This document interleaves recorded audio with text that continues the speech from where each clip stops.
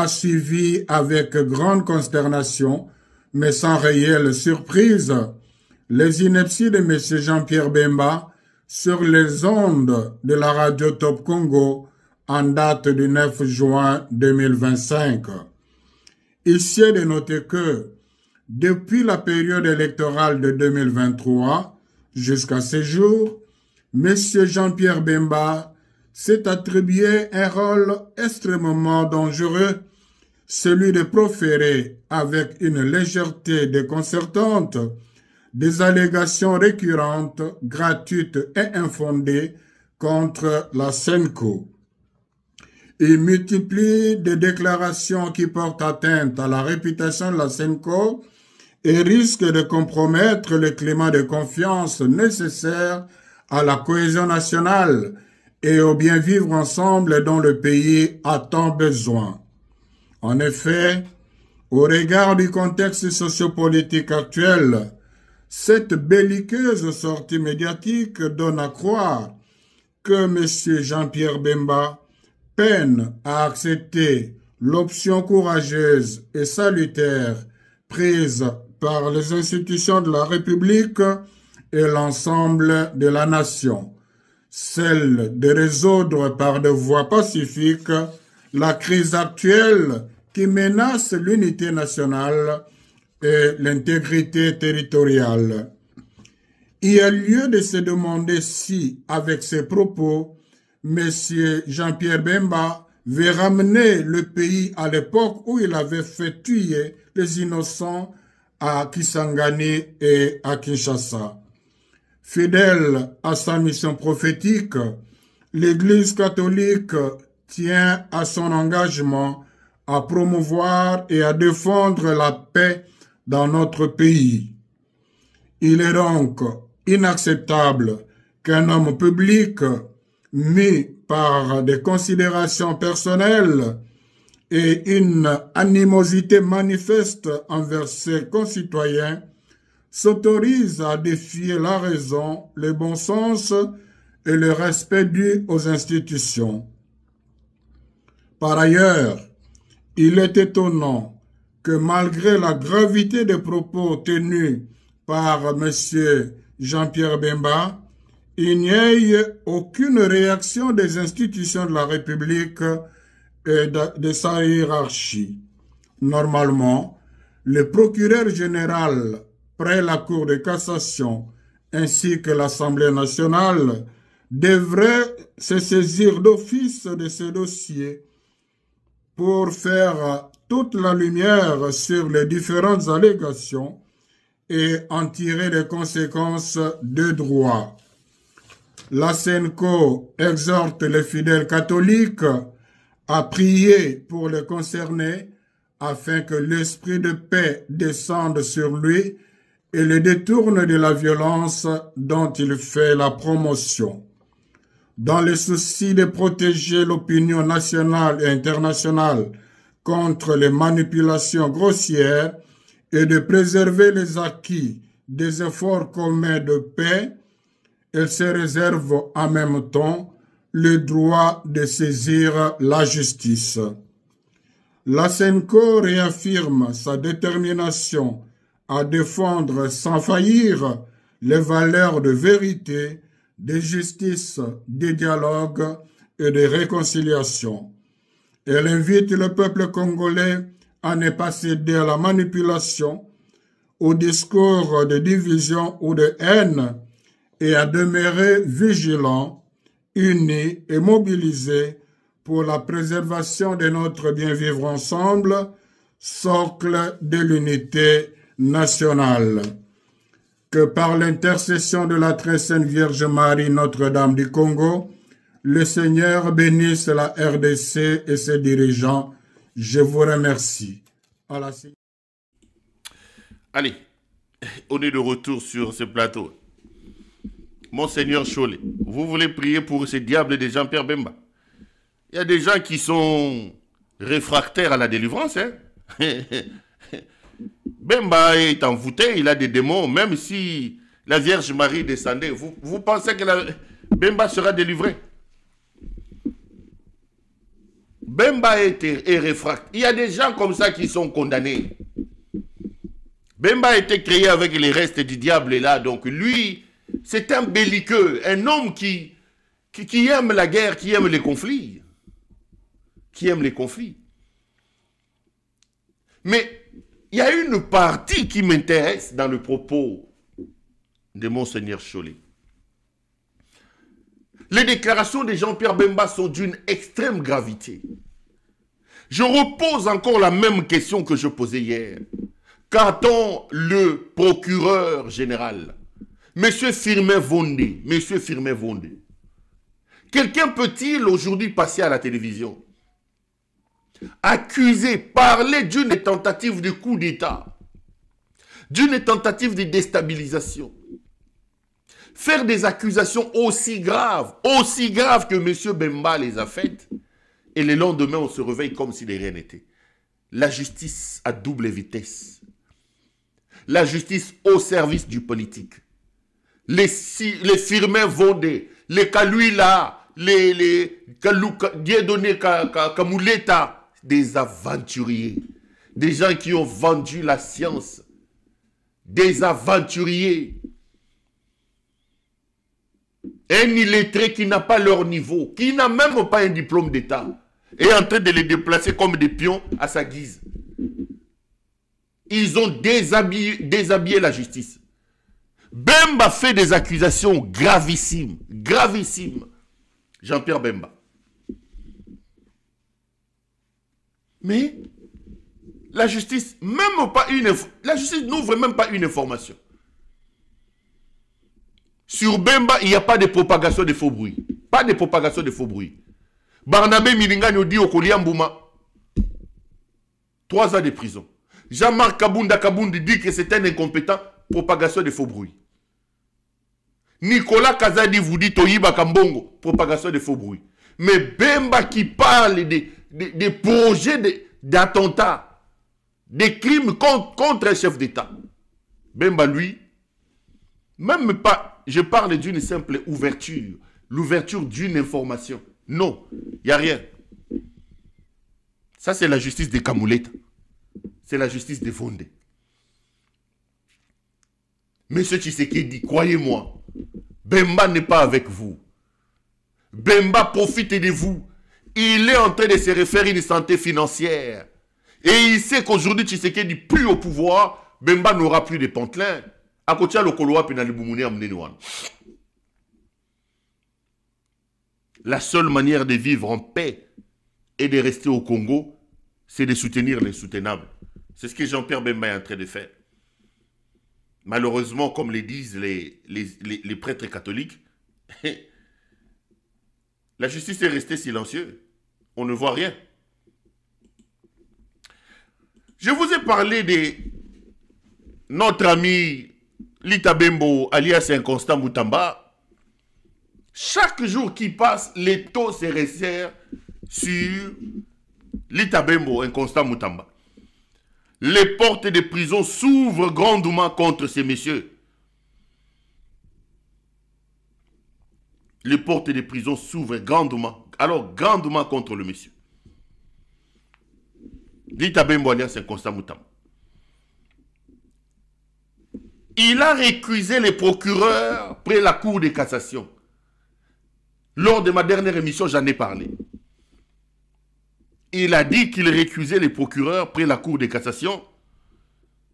Non seulement qu'il récusait les procureurs, mais tous les magistrats sous son autorité. J'ai développé une théorie ici vous expliquant que je me posais la question de savoir comment ce monsieur a eu son diplôme de droit. Comment est-il devenu avocat? Et le comble de tout, le comble des ridicules, c'est quand j'apprends que M. Moutamba était assistant à l'université, à l'UPC et dans une faculté de droit. Moutamba a voulu faire du buzz. Moutamba a cru que la gestion de la République était une affaire de populisme. Aujourd'hui, il est rattrapé par les événements et l'étau est vraiment en train de se resserrer sur sa tête, les amis. Mais voilà que Moutamba va encore un peu plus loin, avant de revenir sur sa récusation. Faisant de la gestion de la République une affaire du buzz de populisme, Moutamba recrute maintenant, il recrute les influenceurs étrangers et même les influenceurs au Congo pour parler de sa part. Je vois qu'il prend des filles de TikTok, des filles de rien du tout là de TikTok à qui il donne un 200 €, un 300 €, il ramasse la racaille qu'il y a sur TikTok, il prend ses enfants de maman Yambibi Sobien. D'ailleurs, pour la plupart, ils ont peur maintenant que la justice mette la main sur eux, ils ne communiquent plus sur Moutamba. Banana ya maman Yambibi Sobien.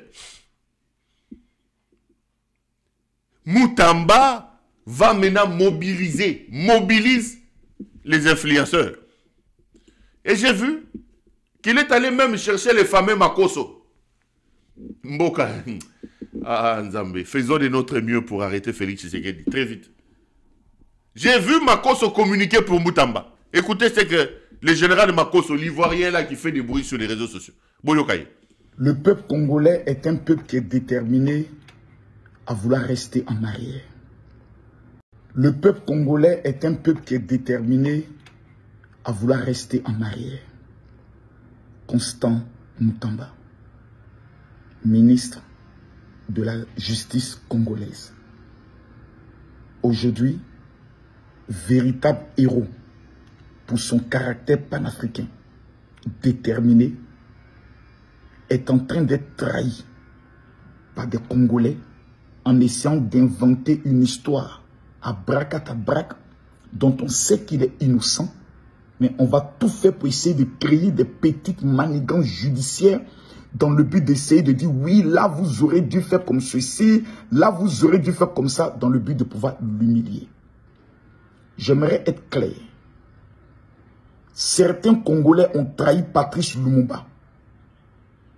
L'avenir du Congo se joue avec le ministre Constant, qui est un homme résolument déterminé à pouvoir pourchasser jusque dans les derniers retranchements toutes les personnes qui travaillent et veulent anéantir et humilier le Congo. Il est une véritable menace pour les puissances occidentales, menace pour les personnes qui travaillent contre le Congo, menace pour les traites congolais qui sont dans l'administration congolaise. Et cet homme aujourd'hui est l'homme à battre. Je suis surpris de constater que certains influenceurs et blogueurs congolais ne sont pas en train de se mobiliser pour dire stop. Vous avez tué Patrice Lumumba, vous ne tuerez pas le ministre Constant. Votre silence va vous faire perdre près de 20 à 30 ans encore. Parce que de tels hommes n'apparaissent que tous les 30 à 40 ans. Quel est le crime qu'il a eu à commettre? De quoi est-ce qu'on lui reproche? Rien. Tout est préparé, organisé, orchestré. Avec une seule parole, nous allons lui montrer, on va montrer à ce gars-là que ce n'est pas lui qui dirige le Congo. Ce n'est pas lui qui peut sauver le Congo. Ce n'est pas lui qui est le plus brillant au niveau du Congo. Donc on est en face à une cabale haineuse de vieux hommes politiques qui ont raté.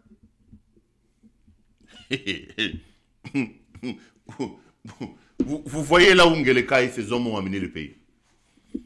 Regardez là où Ngeleka et ses hommes ont amené le pays. Regardez là où Ngeleka et ses hommes ont amené le pays. Monsieur Lita Bembo, il faut recruter Makoso. Je te conseille d'aller recruter une autre ivoirienne, ce qui coach Amour Chek. Comment il s'appelle? Il y a une dame qui parle comme ça sur TikTok, qui est aussi ivoirienne. Amour Chek, si c'est Amour Chek, c'est coach si c'est Chek. Amour Chek, c'est Kombone Zaradani. Ne vous fatiguez pas. Allez recruter Constant Moutamba. L'énergie du désespoir. Le petit est arrivé, Nasuka. Moutamba. Mwana. Topekisa kiyo biloko yo. Toloba ki no bangi eza Nasuka te. Diminuer mabulu. Diminuer babulu ya diamba. Toloba ki no kitisa mwa mukie. Kiti sa moi moukie. Dose ya whisky.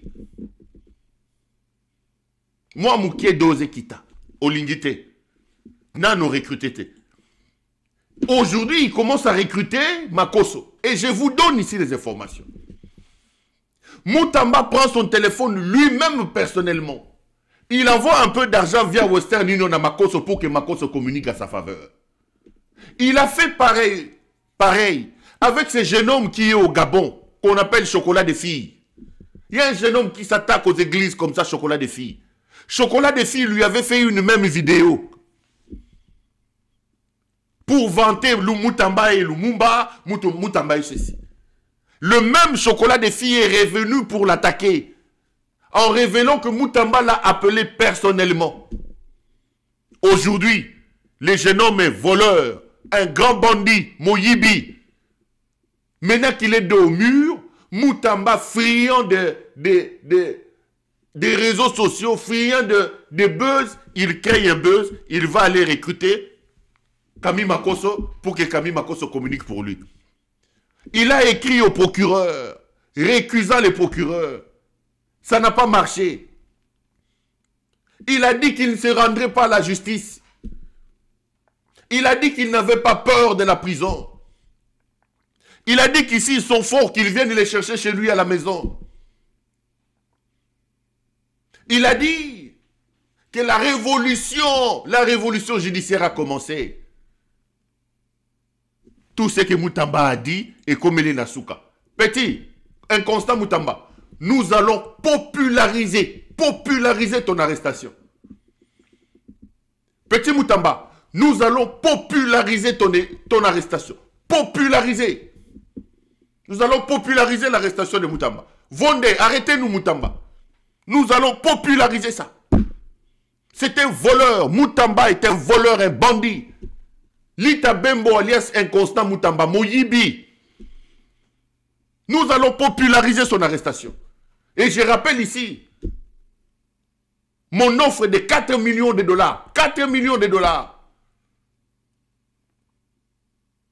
Que CPL Télévision a mis en place pour aider à l'organisation et de l'arrestation et du procès Constant Moutamba. Ne vous inquiétez pas. Nous, CPL Télévision, nous prenons tout en charge. Nous allons populariser l'arrestation de Moutamba. Moutamba est un voyou. Moutamba est un bandit. Moi, n'a commis comme la banque a multiplié banque. Moutamba inconstant, petit Osuki Wapi. Le jeune homme arrive comme ministre de la Justice. Il met en place un réseau mafieux, des détournements de fonds. Il ramasse que des copines, pour aller récupérer l'argent de la nourriture des prisonniers. Il met sa copine. Moutamba détourne des centaines de milliers de dollars de l'organisation des États généraux de la justice. Moutamba détourne des centaines de milliers de dollars de l'argent payé pour la nourriture des prisonniers. Toujours c'est Lita Bembo alias Inconstant Moutamba.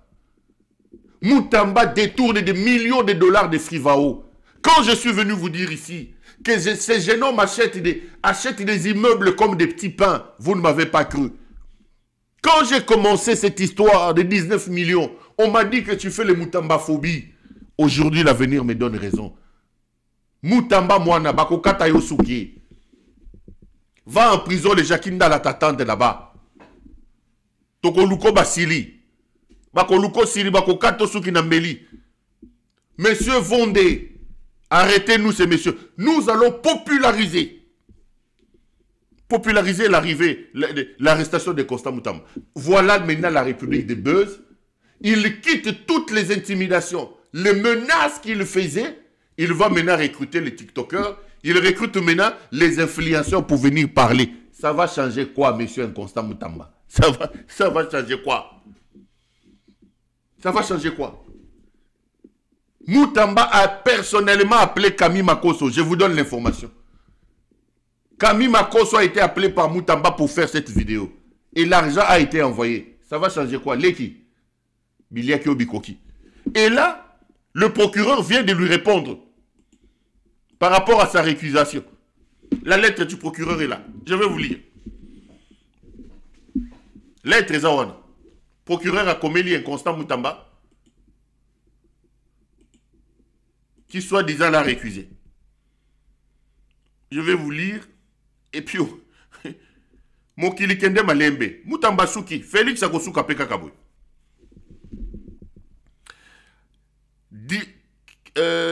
Voilà. À Monsieur le ministre d'État, ministre de la Justice et garde des Sceaux, objet, ma récusation et celle des magistrats sous mes ordres. Monsieur le ministre d'État, Lita Bembo, Bakomelie. Monsieur le ministre d'État, Monsieur le procureur, près la Cour de cassation m'a instruit d'accuser réception de votre lettre numéro 1060 bar LW.1036 bar D bar CAB bar ME bar mine bar JGS bar 2025 du 10 juin 2025 et donnant suite à son contenu, il m'a demandé de porter à votre connaissance que l'instruction préjuridictionnelle dans cette cause où vous êtes poursuivi pour détournement des deniers publics est clôturée en ce qui vous concerne. Je répète, l'instruction préjuridictionnelle dans cette cause où vous êtes poursuivi pour détournement des deniers publics est clôturée en ce qui vous concerne.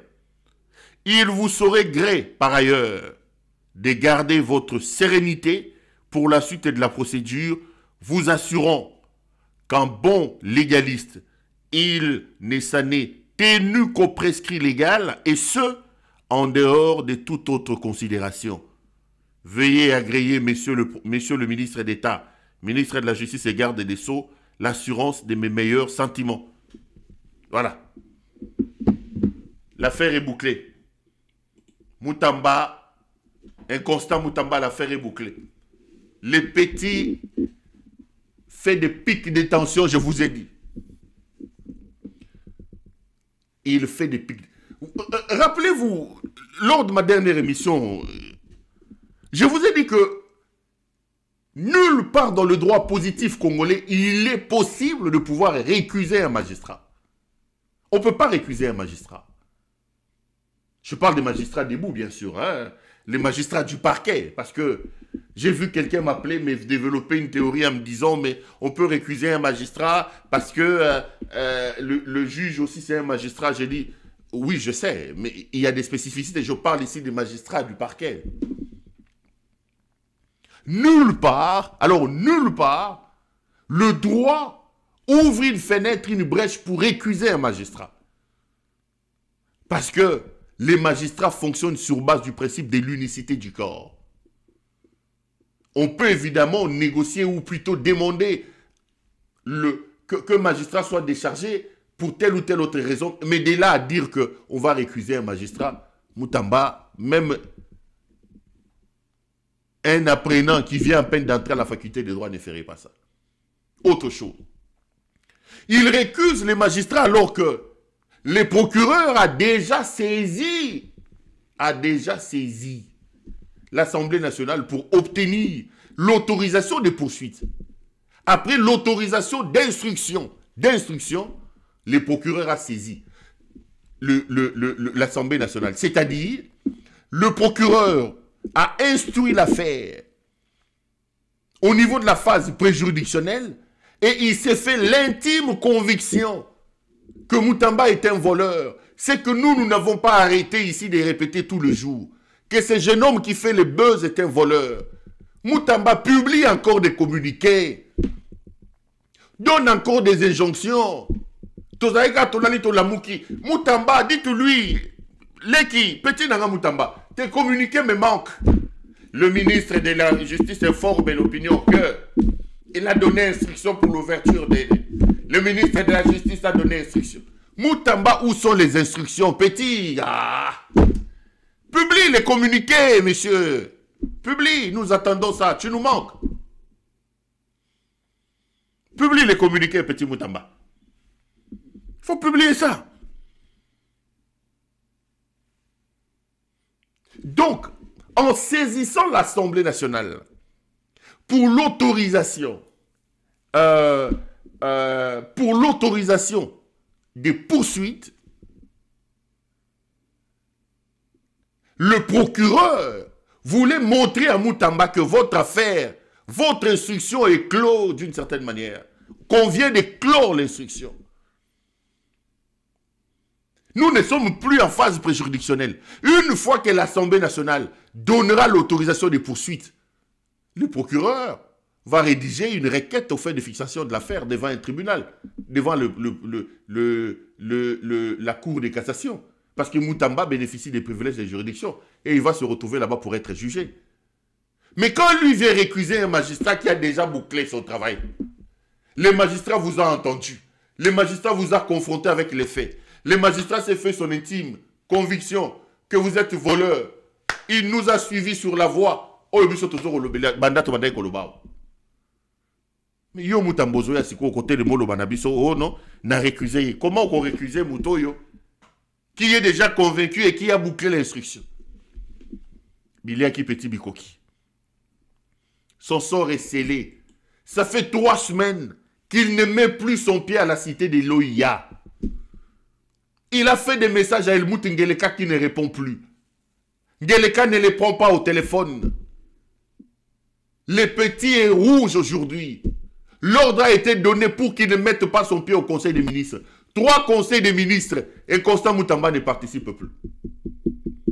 3 conseils des ministres. Le tout premier conseil des ministres d'il y a 3 semaines, chaque jeudi ou chaque mercredi, on leur envoie des documents à débattre au sein du conseil des ministres. Et Constant Moutamba a attendu les documents à Moniarote. A Fungoli WhatsApp et y était. A Fungoli mail et y était. Il appelle le secrétariat du gouvernement pour dire, mais attends, est-ce qu'il n'y a pas conseil des ministres demain? Je n'ai pas reçu les instructions. Et au conseil, au secrétariat du gouvernement, on lui a dit, oui, il y a conseil. On ne vous a pas envoyé parce que nous avons reçu des instructions de ne pas vous envoyer. Ne venez pas. C'est comme ça que le petit Moutamba a appris qu'il n'avait plus les droits. Le lendemain, le vice-ministre de la Justice organise une réunion du cabinet, convoque tous les directeurs de l'administration, convoque le secrétaire général et transmet l'instruction à partir d'aujourd'hui. Plus aucun document du ministère au bureau de l'Inconstant Moutamba. Il n'a plus le droit d'engager le ministère. Plus de signature. Tous les documents chez le vice-ministre. Désormais, c'est le vice-ministre de la Justice qui engage le ministère et qui signe. Donc, les petits... Aza yembele. Aza maboko pamba. Kozonga maboko wololo. Zele koko mela yo molai. Makolo koko mayo kilo Makola Mutambe komi kilo.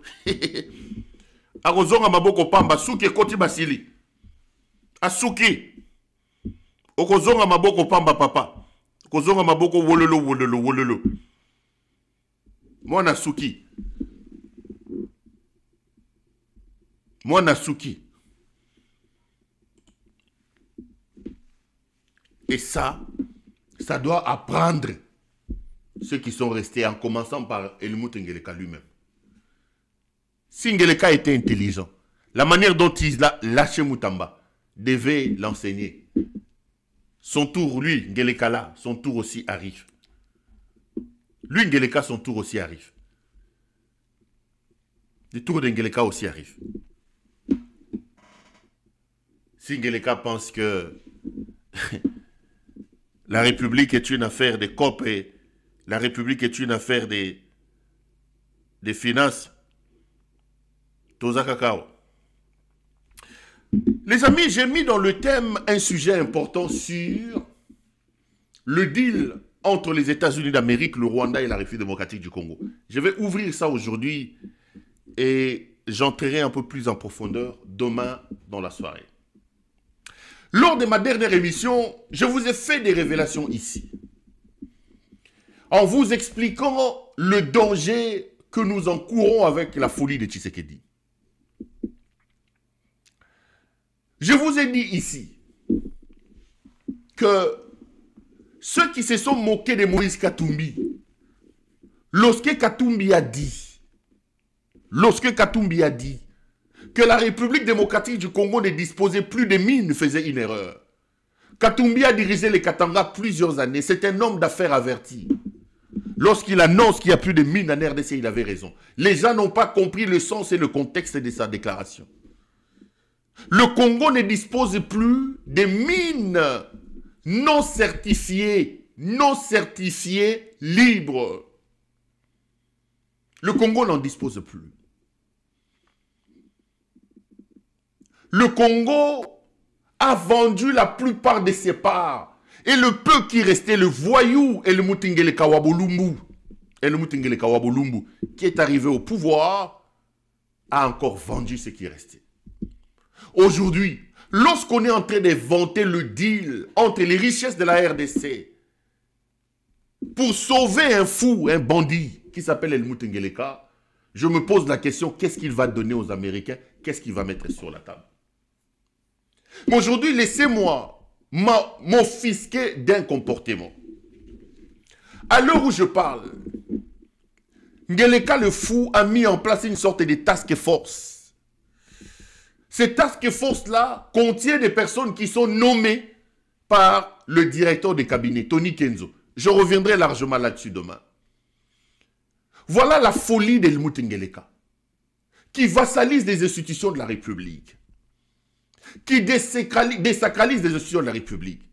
Au nom de quel principe le directeur des cabinets du président de la République, qui lui a donné mandat de nommer les gens, dans quel pays du monde le directeur des cabinets du président de la République qui nomme les gens? Par rapport à cette affaire, nous vivons exactement la même chose que l'affaire Sanjou. Nous sommes dans un état de droit. Les compétences sont d'attribution. Personne ne peut se réveiller et commencer à faire des choses qui ne rentrent pas dans ses compétences. Nous sommes dans un régime semi-présidentiel.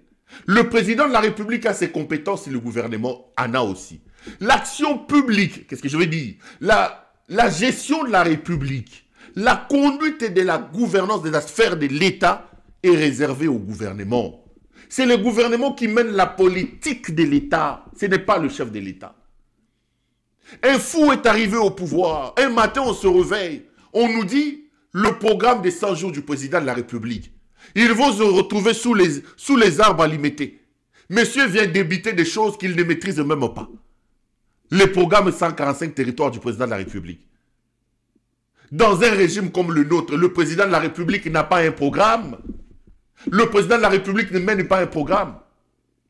Le gouvernement, issu de l'élection législative, le gouvernement issu de la majorité, présente un programme de gouvernance, un programme de gestion de la République au niveau du Parlement. Une fois qu'il reçoit l'assentiment du Parlement, le gouvernement met en place ces programmes-là. Le président de la République coordonne. Le président de la République a des passerelles de collaboration avec le gouvernement. Le président de la République n'a pas de programme. Le président de la République n'a pas de programme. N'a pas de programme. Lorsqu'Évariste Bochab est venu vous parler du régime primo-ministériel, nous l'avons critiqué à l'époque, mais nous ne nous sommes pas rendus compte. Nous sommes dans un régime où le Premier ministre, le gouvernement a des réels pouvoirs. Il a parlé d'un régime primo-ministériel. Il a des réels pouvoirs. Mais ici, comme vous avez la poubelle de la pègre bruxelloise qui est installée au sommet du pays, où la farine travaille à la place du cerveau, les gens n'ont même pas la maîtrise des compétences qui leur sont attribuées. Le président de la République va aller débouler un programme sous les arbres qui va prendre à la République près d'1 milliard de dollars. C'est la même chose avec ce qui arrive aujourd'hui. Je reviendrai en profondeur demain. Le président de la République négocie un deal qui engagera la République. On n'entend pas la voix du gouvernement. Le gouvernement est à fond. Ah, Kabila. Kabila, Oyo. On avait peut-être quelqu'un de valeureux, mais on ne connaissait pas. On avait quelqu'un de très, très valeureux qu'on ne connaissait pas. Je me rappelle, moi, lorsque Kabila lance son affaire des 5 chantiers de la République. Kabila, non seulement qu'il a des PV du gouvernement ayant discuté et ayant décidé de cette affaire. Aujourd'hui, le fou qui est au pouvoir ne peut pas vous donner un seul PV dans lequel, un seul compte rendu du gouvernement dans lequel les négociations ou les deals flous, bizarres qu'il mène avec les États-Unis d'Amérique a été débattu au Conseil des ministres. Non. Lui, le Conseil des ministres n'existe pas. Le gouvernement, c'est rien. Kabila est allé plus loin. Il a pris le projet 5 chantiers. Il est allé le présenter au Parlement. Souvenez-vous que c'est le vieux Pierre Lumbi, comme ministre des infrastructures, qui a porté ce projet. Je n'oublierai pas, l'opposition de l'époque avait même claqué la porte de l'Assemblée nationale. Le projet a été présenté à l'Assemblée nationale, au Parlement. Aujourd'hui, vous avez un grand projet flou qui engagera des générations, qui engagera la République. Un bandit qui ne comprend pas la séparation des pouvoirs, qui ne comprend pas les mécanismes du bon fonctionnement des institutions, qui ne comprend pas que l'État est quelque chose de sacré, que l'État dans son fonctionnement a des compartiments, que l'État ce n'est pas sa volonté, que l'État ce n'est pas son ventre, que l'État ce n'est pas sa grosse tête, que l'État ce n'est pas son gros... Non, ce monsieur ne comprend absolument rien. Puisque lui, comme Manitou, comme le roi Soleil, comme Lazare ressuscité a décidé, le projet n'est pas débattu en Conseil des ministres. Et le Parlement n'a même pas la copie de ce projet. On ne respecte même pas le Parlement. On n'amène même pas les projets au Parlement pour que le Parlement qui représente le peuple puisse s'enquérir de ce projet. Non. Lazare ressuscité a décidé. L'empereur Helmut Kawabulumbu a décidé. Sa décision vaut loi. Personne n'a le droit de discuter. Personne n'a le droit de bouder. Allez, le chef a décidé. On y va et on ne peut rien faire. On ne peut rien dire. Et moi, ce qui me turlupine encore un peu plus, c'est l'inaction, l'absence de réaction des opposants. Aujourd'hui, l'opposition au Congo n'existe plus. Où sont les lobbying qui ont mis mal à l'aise Kabila à l'époque? Où sont les stratèges? Katumbi qui malmenait Kabila ici avec les radios, tout ça. Où sont ces lobbyistes-là? L'avenir du pays se négocie par un vide.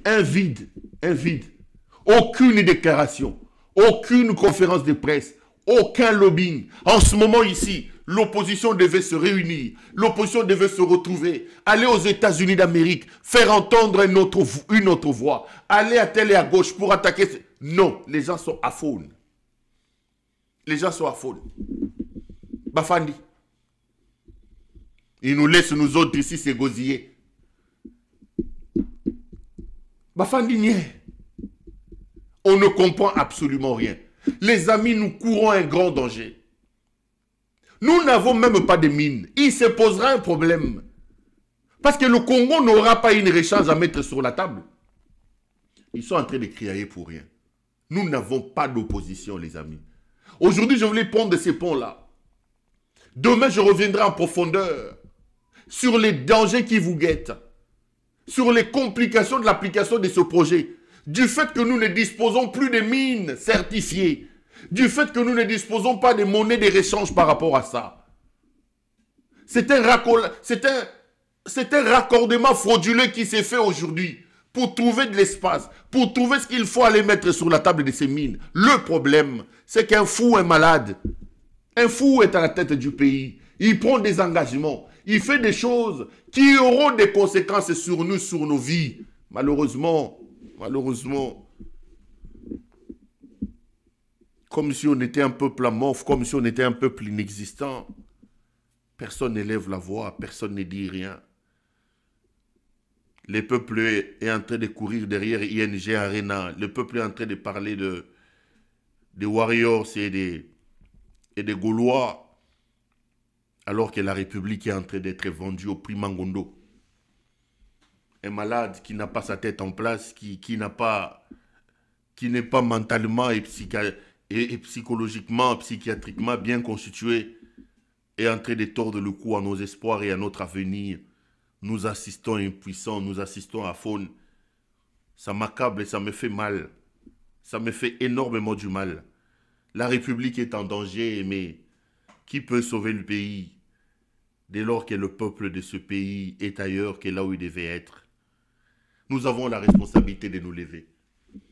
Nous avons la responsabilité de plaquer Tshisekedi au sol. Nous avons la responsabilité de sauver ce pays. Nous sommes indignes de ces grands pays.